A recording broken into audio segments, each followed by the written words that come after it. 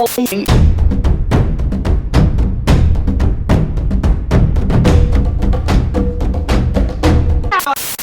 Jesse Jackson has died. Solar eclipse.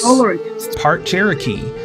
Activists Al Sharpton and Jesse Jackson. For our evolution as the new righteous ruler. Black Hebrew Israelites shun her as a wicked woman. Not given credit for having any Indian blood. There was no Wakanda Springs in Africa. Wake up, wake up, wake up, wake up, wake up, wake up out of your sleep, sleep, sleep,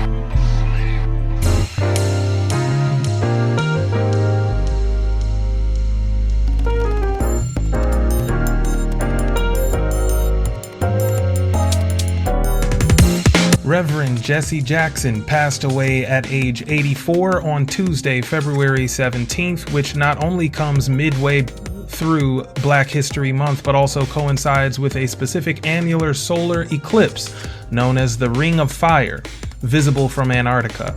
The night before, notorious psychic and diviner SiStar Myrah Moss interpreted this eclipse as a sign of transition into the next spiritual age, an age in which the Negro claims global supremacy but rules in sovereign righteousness to finally correct the path of humanity by returning to our aboriginal identity.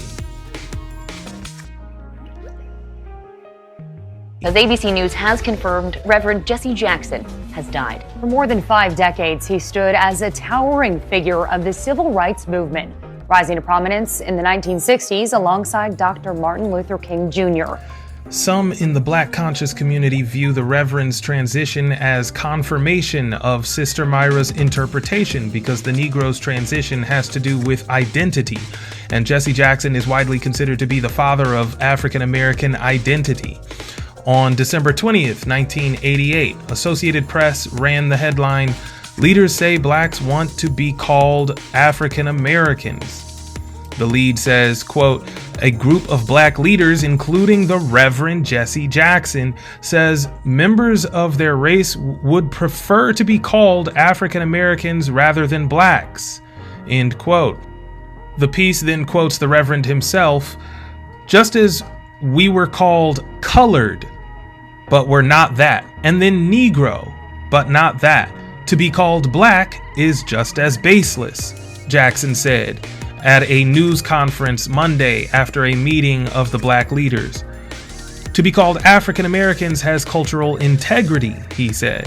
"It puts us in our proper historical context. Every ethnic group in this country has a reference to some land base, some historical cultural base. African Americans have hit that level of cultural maturity," end quote.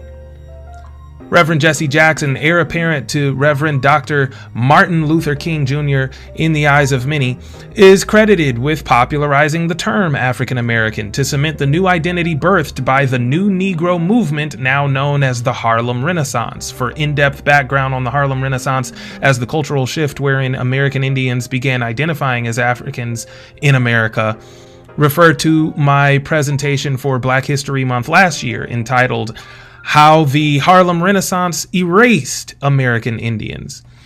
The bibliography in the description box of that video was particularly long due to how many sources were cited.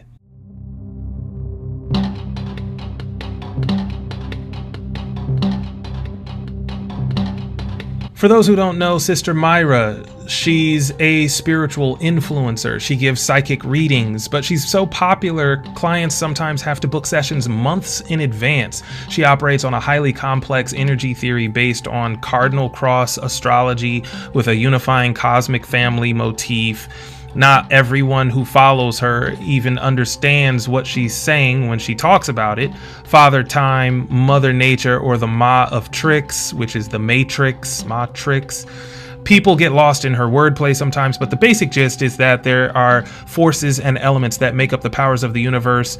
Energy is going through cycles that dictate human reality, both in the short term and the long term. So some of you know I identify as a Mwe, which means knower in the Muskoki tongue. I'm an Ichiti Indian of both Okmulgee and the Confederacy, the Muskogee Confederacy. The first video I ever did on my channel was just me standing in the woods with a camera, speaking a prophecy over fire. 3 months later, everything I said started happening, and it was all over the news. I know all too well how controversial it is to refer to myself as a prophet, but to identify as a psychic is even worse. I understand and track what she says, which is why those of you who were on this channel this time last year know that I have vouched for the veracity of some of her claims in the past. She's gone viral several times for talking about the Super Bowl. She does what could best be described as Super Bowl readings, in which she discusses the teams, players, the halftime show, even the commercials during the game, as all being symbols that illustrate the cosmic war that our adversary has waged against the elements themselves. So you'll hear her make references to that too. Let's start with this part.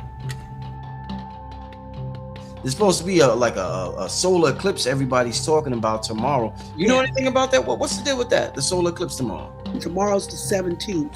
Yeah. The 17th. That's an 8. Infinity. You know, see what happens is you got those 4 family members. The father takes the energy to the mama. The mama, look at a cross. The cross. Look at the cross. The father spirit takes the energy to mama. The mama takes the energy to the son.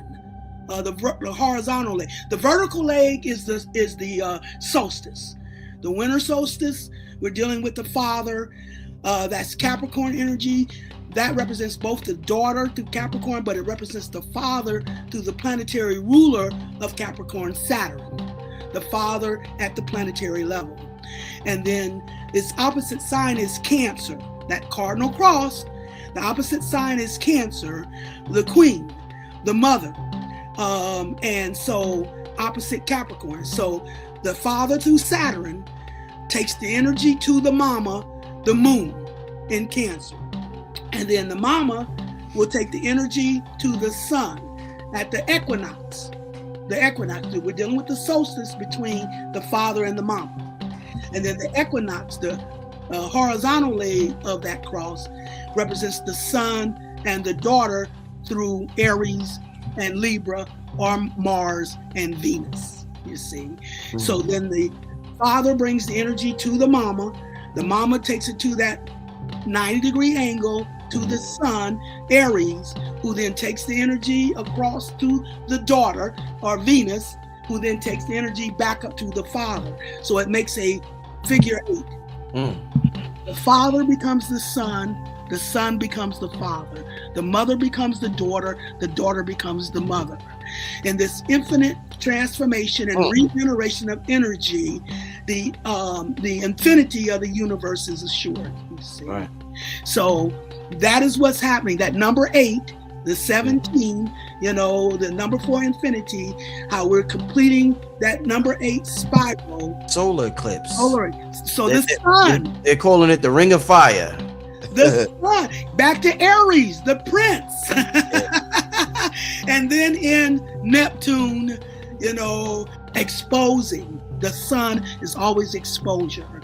So it's giving double exposure of the transformation and regeneration for our evolution as the new, now healed and righteous rulers for the Aquarian, humanitarian rulers for the Aquarian age.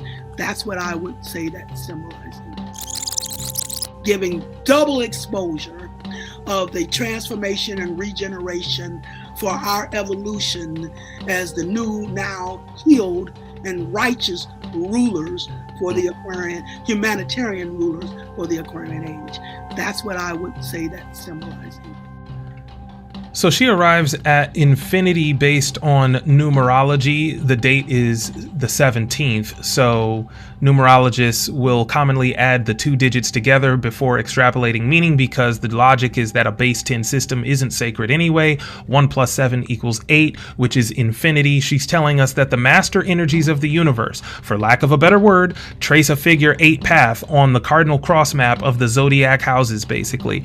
The 4 cardinal signs are Aries, Cancer, Libra, and Capricorn. Sister Myrah teaches Aries and Libra as the oppositional poles of the vertical axis, and Cancer and Capricorn are the oppositional poles on the horizontal axis. They stand for the 4 seasons, but the universe has seasons just like Earth does. The seasons of the universe are like massive epochs in time. Each one also corresponds with a celestial body in space. Aries is Mars, and Cancer is the moon. Libra is Venus, and Capricorn is Saturn. So that's the full cycle of existence. When the powers of the universe complete this figure 8 path, the reality that we're experiencing on Earth shifts from its current phase into the next phase. The whole live stream discussion was about what they call the Aries transmission, because we're heading back into Aries, which means we're leaving the last season to re-enter the first season. Just like the year is reborn, it's a regenerative transformation. You hear her say regeneration and transformation for that reason. Everyone and everything is transforming into what it must be for the new age. And for Black Americans, the significance is that the Negro is transforming into the humanitarian rulers who will lead the world in righteousness. That's consistent with the prophecies of the Tanakh. Black Hebrew Israelites don't listen to Sister Myrah, but if they listened, they would recognize this. It's Micah 4. Our reunited empire after receiving the new covenant. The new covenant is where Ezekiel 36, 26-27 says the Great Spirit will give us new hearts by putting her spirit in us to make us keep the law of nature, forcing us to suddenly be righteous. Micah 4 describes all our nations coming back together to recreate the empire and teach the ways of nature to everyone else. I've referred to this myself in past presentations as the return to sacred fire, which we find in the 7 sacred fires prophecy of the Anishinaabe. A big part of this transformation is what Sister Myrah focused at least 45 minutes talking about, which is Nosce te ipsum, know thyself. You must first know who you are in the present in order to realize who you are in the infinite continuum of reality. For the Negro to know himself in the present is to regain awareness of his indigeneity. So before you are a Yatzarali or an Israelite, you are the Indian.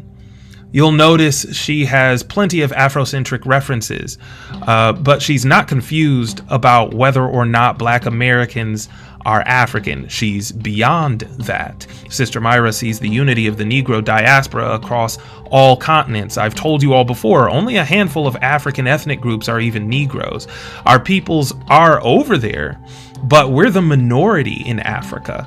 We've been largely eradicated in the Americas too, but our largest pools are in the United States, Brazil, and the islands.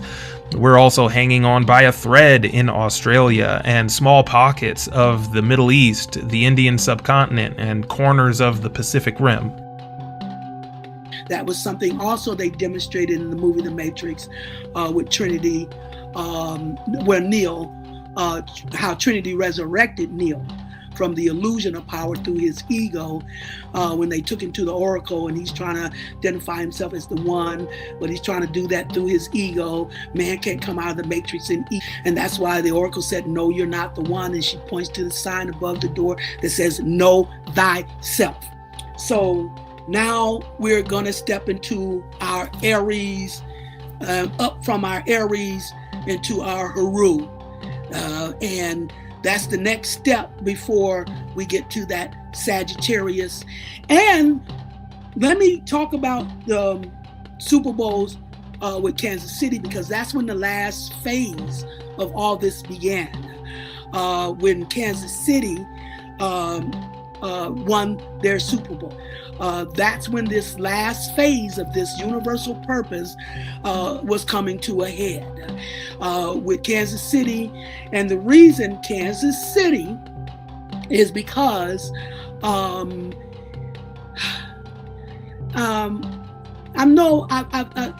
know most of you who follow me know that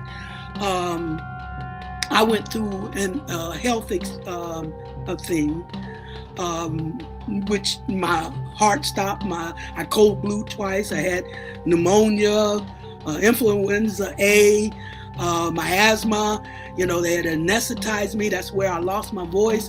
It's only coming back to its capacity, but it was during the time where they put out the movie Black Panther. And I had a problem with the movie Black Panther. And while everybody was raving about it, I was undermining it.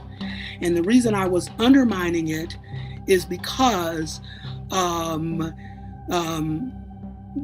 are hijacking what actually happened in America, and they took it over to Africa when it comes to Wakanda Springs. There was no Wakanda Springs in Africa. Wakanda Springs sits on the border of Kansas. That's why the Kansas City cheese, the royal cheese is royalty. The royal indigenous Indians, copper color Indians of the Americas, where Wakanda Springs sat on the border of Kansas. Between Kansas City, Kansas and Kansas City, Missouri.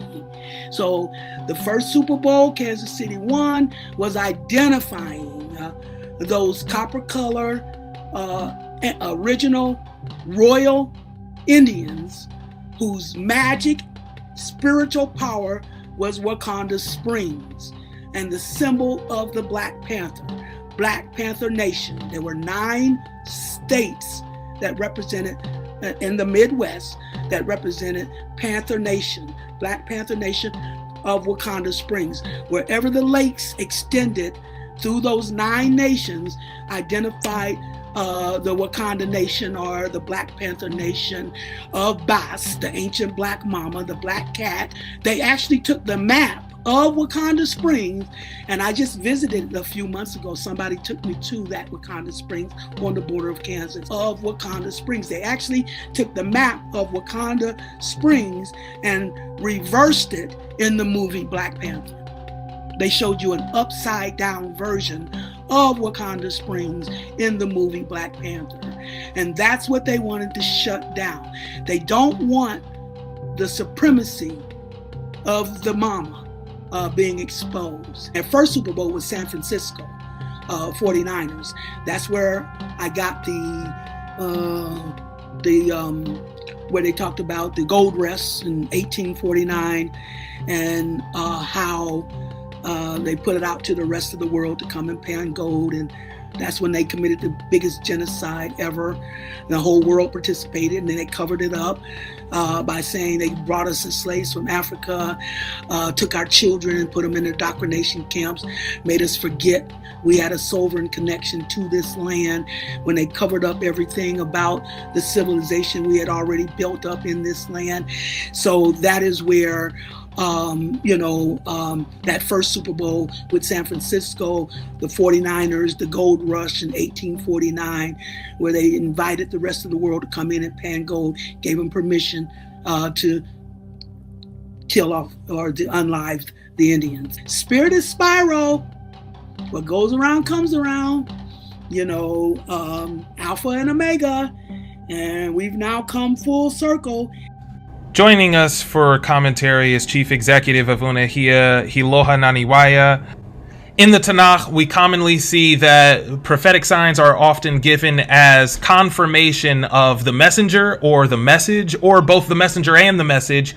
There's certainly room for interpretation here that of this event as confirmation, a sign to confirm the words of Sister Myrah about us transitioning into a new age. Hiloha, what are your thoughts?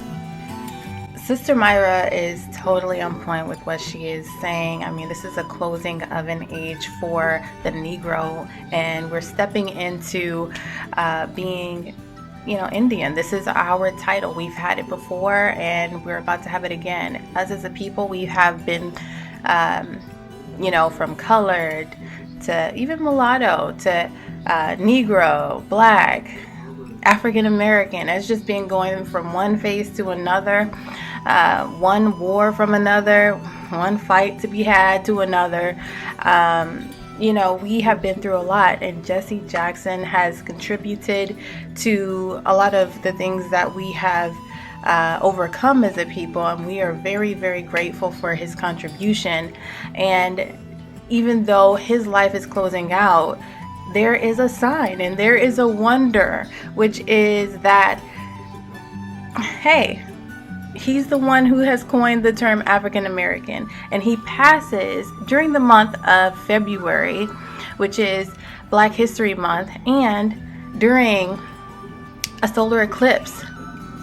All throughout the Bible, there's been signs and wonders that we kind of contribute as far as them being elements, elemental things like weather, or stars, or the moon, or the sun. I mean, it's just amazing to be able to see that, Sister Myrah is talking about this is just a closing of an age, and we get to see that. We are a part of being the first people that can have the title being restored. We are the indigenous people of the Americas, and we should be excited about that. We should be doing the work, stepping up and taking our rightful place as being the Aborigines of North America. And we got to let people know. So go ahead, throw some fire down in the chat, throw some bow and arrows. Let's get those feathers up, because we should be celebrating this moment in time, because this is a turn of an age. This is something that we should be kind of just basically celebrating and being excited and getting our house in order, because a lot of us don't have our house in order. We kind of represent the community in a negative way sometimes. It's time for us to kind of move into, showing up for our community and getting the word out about who we are. Do your research and kind of get, talk to your family members about their history, because this is the moment of us kind of moving into just our heritage. The things that we used to do when we were under that title, when we didn't have these colonizers or settlers here. What were the things that we were doing then? So start to awaken to those things, and let's start to remember the ancestors are speaking to us. They're showing us signs, and this is just a beautiful time. So go ahead and celebrate that. Know thyself. Remember who you are. You were sent here for a beautiful purpose, and a part of that purpose is to be a part of this season, this moment. And our people, we need you. Go ahead and share this video with other people, because I know that the message needs to get out about who we are.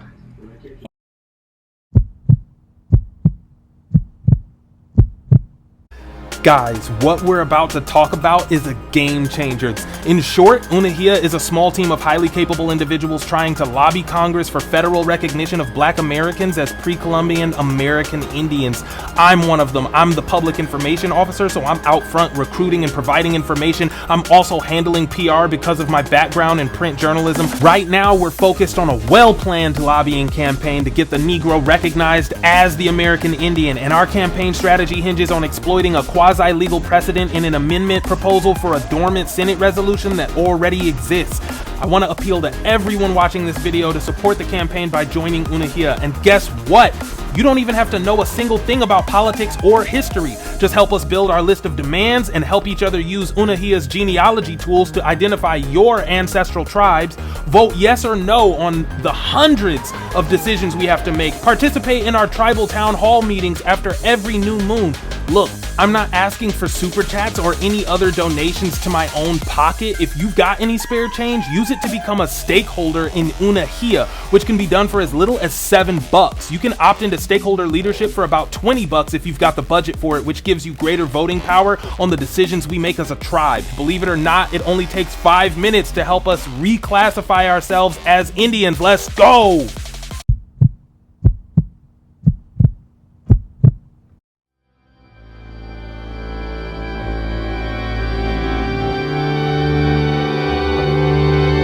Myrah Moss, known in the Black conscious community as SiStar Myrah, is a psychic, so Black Hebrew Israelites shun her as a wicked woman. The basis for this is that Torah is believed to condemn divination, sorcery, and calling up the dead. Leviticus 19 verse 31, regard not them that have familiar spirits, neither seek after wizards to be defiled by them. I am Yahweh Elohim.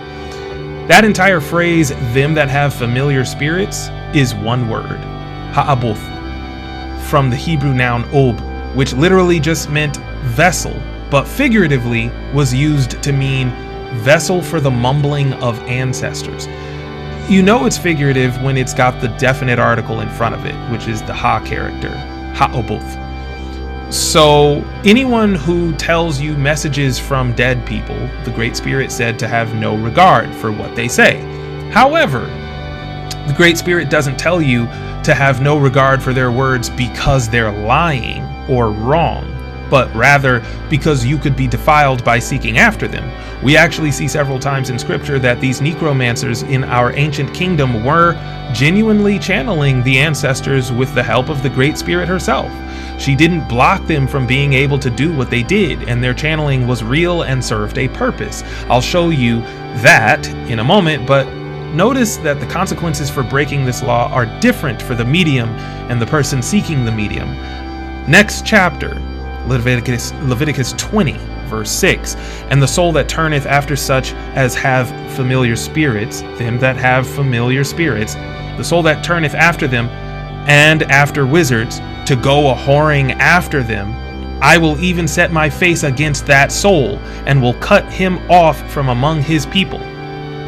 So you are cut off for whoring after the mediums. The Great Spirit sets her face against you for seeking out the wizard. And why does the consequence specifically have to do with being removed from your clan, your tribe, your nation? It's because not all mediums can be trusted.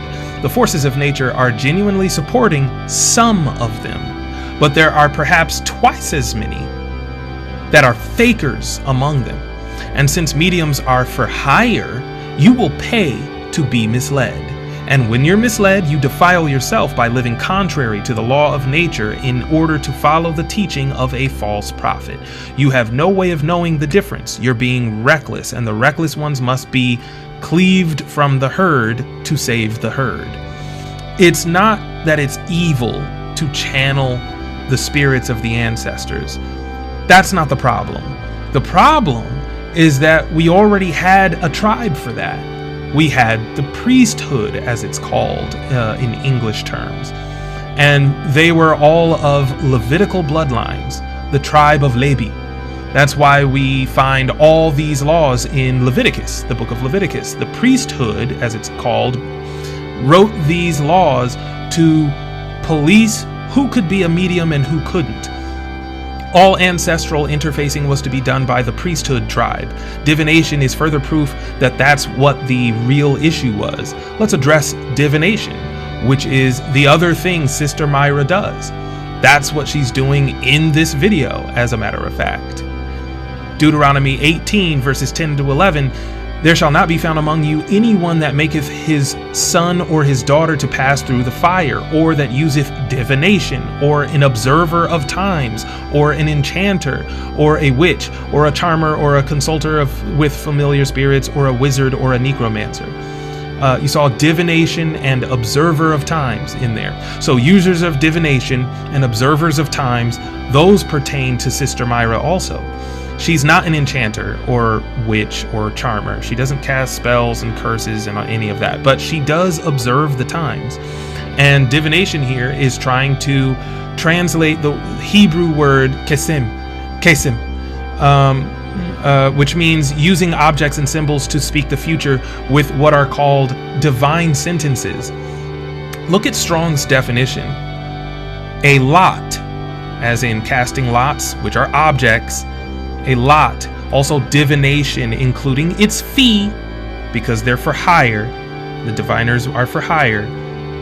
Oracle, reward of divination. Oracles were often being paid for the divination they would do. Divine sentence, witchcraft. It's in witchcraft because there's the casting of spells. She doesn't do that. However, the casting of spells would also count as divine sentences of another kind. The Yatzarli shaman were no different. They used what were called Urim and Thummim for divining the future or instruction from the forces of nature. Urim and Thummim are naturally occurring gemstones, but objects nonetheless. So the priest, the shaman, the Yatzarli shaman, they were no different. They did this too. They did the same thing that's being outlawed. Later in this same chapter, we're actually told how to know a fake prophet from a real one. Existence said the following at the end of the chapter. Same chapter, still Deuteronomy 18, but we're skipping to verses 21 and 22. And if thou say in thine heart, how shall we know the word which existence hath not spoken? When a prophet speaketh in the name of existence, if the thing follow not, nor come to pass, that is the thing which existence hath not spoken. But the prophet hath spoken it presumptuously, thou shalt not be afraid of it.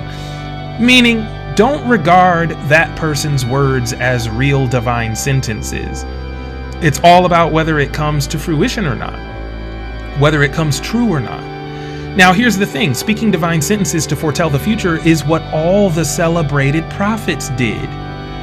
Isaiah, Jeremiah, Ezekiel, Daniel, they all did that exact same thing.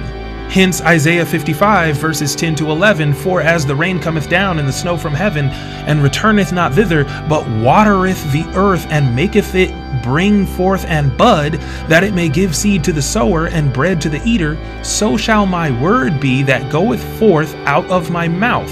It shall not return unto me void, but it shall accomplish that which I please, and it shall prosper in the thing whereto I sent it. Divine sentences are prophetic statements that speak things into existence. The prophet is channeling the forces of nature who are transmitting a message. The prophet receives that and transmits it to the people. Speaking it and being heard gives a voice to the elements who then make it happen, possibly by using the thoughts of human beings to shape reality. How's that different from what a diviner does? The difference is that Hanebim, the prophets, were acknowledged and recognized by the shamanic order, the priesthood, the shamanic administration of the tribe of Levi. These shaman recognized certain diviners as prophets, but not others. And those prophets those prophets they did recognize would serve in the court of the big chief. For example, Ezra was specifically a prophet in the court of big chief consoling existence, now called King Nehemiah. God, or Gad, was a seer in the court of big chief loved one, now known as King David. Isaiah was a prophet in the court of big chief existing as power, whom we call King Hezekiah now. Ezekiel was actually a priest to begin with. He was a shaman. He was of the Levitical tribe. The administration of the court was handled by the Levi tribe, the only tribe without any land. We call it Levi. With this understanding, we can better understand the woman of Endor in 1 Samuel 28. This is a long passage. I'm going to read through the highlight of it as quickly as possible. Starting in verse 3, quote, "Now Samuel was dead, and all Israel had lamented him and buried him in Ramah, even in his own city. And Saul had put away those that had familiar spirits." He banished those that had familiar spirits and the wizards out of the land. Why? Because what they do is outlawed. Saul was supposed to get rid of them. "And the Philistines gathered themselves together and came and pitched in Shunem, and Saul gathered all Israel together, and they pitched in Gilboa." Saul is leading an army. They're at war with the Philistines. They've had several battles, and another battle is coming up soon. The two armies are positioning near each other, and there's about to be another battle. "And when Saul saw the host of the Philistines, the army of the Philistines, he was afraid, and his heart greatly trembled. And when Saul inquired of existence answered him not, neither by dreams, nor by Urim, nor by prophets. Then said Saul unto his servants, Seek me a woman that hath a familiar spirit, that I may go to her and inquire of her. And his servants said to him, Behold, there is a woman that hath a familiar spirit at Endor. And Saul disguised himself, and put on other raiment, other clothes. And he went, and 2 men with him, and they came to the woman by night. They're sneaking because he doesn't want anyone to know that he's going to visit a woman with a familiar spirit, which he's only doing because none of the prophets will give him any wisdom. None of the prophets will tell him anything. And the Great Spirit is no longer talking to him through those prophets. The Great Spirit has cut him off. So he has no wisdom coming his way. The Great Spirit is actually setting him up for his demise. We're about to find that out. And so, Saul disguised himself and put on other clothes, and he went, and 2 men with him, and they came to the woman by night. And he said, I pray thee, divine unto me by the familiar spirit, and bring me him up, whom I shall name unto thee. And the woman said unto him, Behold, thou knowest what Saul hath done, how he hath cut off those that have familiar spirits and the wizards out of the land.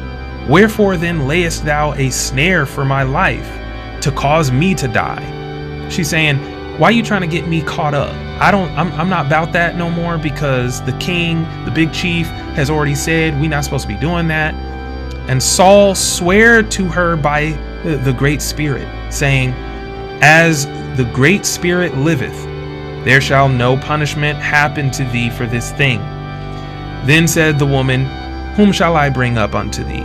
And he said, Bring me up Samuel. Remember, Samuel's dead. That's the whole point of this. And when the woman saw Samuel,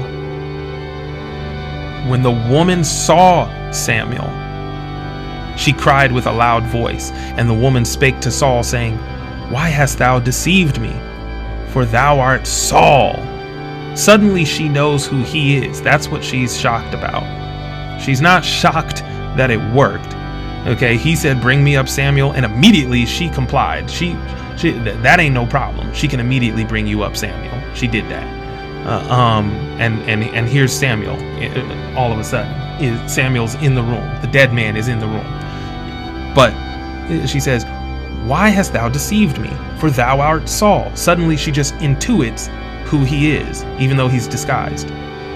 And the big chief said unto her, Be not afraid, for what sawest thou?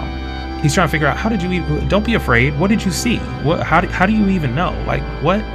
And the woman said unto Saul, I saw the forces of nature ascending out of the earth. And he said unto her, What form is he of? What form are they of? Meaning the forces of nature. What form are Elohim of? And she said, An old man cometh up, and he is covered with a mantle. And Saul perceived that it was Samuel, and he stooped with his face to the ground and bowed himself. Then said Samuel, Wherefore then dost thou ask of me, seeing existence is departed from thee, and is become thine enemy? And existence hath done to him as he spake by me. For existence hath rent the kingdom out of thine hand, and given it to thy neighbor, indeed to Dawid. loved one, David. Because thou obeyedst not the voice of the Great Spirit, nor executest his fierce wrath upon Amalek. Therefore hath existence done this thing unto thee this day. Moreover, existence will also deliver Yatzarel with thee into the hand of the Philistines. You're going to lose that battle tomorrow. And tomorrow shalt thou and thy sons be with me. Samuel saying, you're going to be with me, meaning you're going to be dead. Existence also shall deliver the entire host of Israel, the entire army of Yatzarel, into the hand of the Philistines. They are going to lose. Yatzarel is going to lose a lot of lives tomorrow in that battle. Samuel's words did not return unto him void. His words accomplished what he said. Saul did die in battle against the Philistines that next day, as Samuel prophesied, which means this was the real Samuel, right? Because if he was a false prophet, it wouldn't have come true. That also means that this channeler's not faking.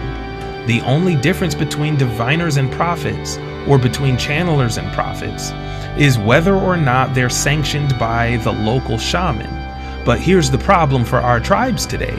We no longer have a shamanic order or even a shamanic tribe dedicated to these things, which means there's no anointed authority from whom psychics can distract the people.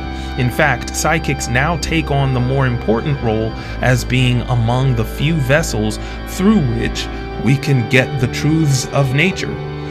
In the ancient day, we would stone SiStar Myrah for undermining the spiritual authority of the patriarchal shamanic state, even if the forces of nature do indeed speak through her, because she could contradict and thereby discredit or challenge that authority, which confuses the people as to what the Great Spirit's actually saying. Today is different. Today, that patriarchal shamanic state has been destroyed. She's not robbing any particular authority of credibility or attention, and many people attest to her words bearing fruit. She doesn't rely on the Tanakh, yet her incredibly sophisticated yet consistent message remains in alignment with everything the Tanakh has prophesied.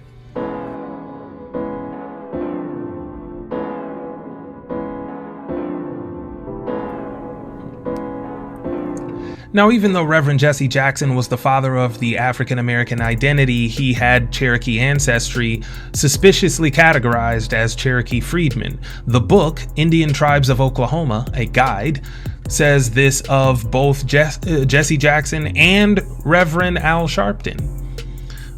Quote, actor James Earl Jones's mother was part Cherokee.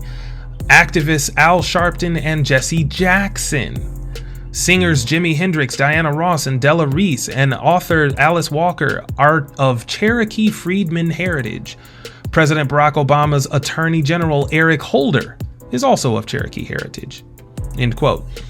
Now, when they call us Cherokee freedmen, this is likely an attempt to disclose half the story and lend willful ignorance to the other half. There's accessible documentation that can't be denied, but your Cherokee ancestors were swarthy. The Washington Post actually reported in 2007 on how conspicuous this history of labeling some as freedmen and others as Cherokee by blood was. Quote, setting up tents in fields and at crossroads, the census takers eyeballed and interviewed those who came before them, separating them into different categories. They're eyeballing them. They're just going by eyeballing you. If someone seemed to be an Indian, or white with Indian blood, then the commission listed that person as whole or part Indian, historians say. Look at that. People who the officials thought looked black were listed as freedmen, and no Indian lineage was noted according to freedmen and historians. In cases of mixed freedmen and Indian parents, Kent Carter wrote in his book, The Dawes Commission, applicants were not given credit for having any Indian blood, end quote. Read between the lines here. No one can prove your Cherokee ancestors had African blood, so we have we have to accept the label that's there, because we also can't disprove it. What we know for sure is that they based this on complexion. The width of your nose is the thickness of your lips and the texture of your hair. I'll be going more in depth on this soon, so I'll leave it at that for now. But the point is that Jesse Jackson's freedman ancestry was likely to be indigenous by blood, regardless of whether they'd been enslaved by Cherokee or not, and critics are aware of this. The same is true of Reverend Al Sharpton. The comments I've seen from our people today are genuinely savage, showing no respect for either of these leaders. Reverend Jesse Jackson is one of the few leaders we've ever had to successfully lead us to exercise discipline nationwide and boycott brands we liked in order to put economic pressure on whites, which I promise you is one of the drivers of change in white sentiment toward us, because the elites have to flinch for perspectives to shift. Racism is so much more passive today because of his work with the Southern Christian Leadership Conference in the 60s. This is not the time to relitigate his claims about where he was or what he was doing when Dr. King was assassinated. The time for crying boule is over. The Great Spirit commissioned him to do whatever he did in life, and the Great Spirit has declared his work complete. Today, Jesse is with Samuel. He has become one of the ancestors, and the ancestors are recycled in the energy of the elements of the universe, which makes them part of what you refer to when you use the term Elohim, or God. Rest in power, Yeshai. Hallowed be thy name.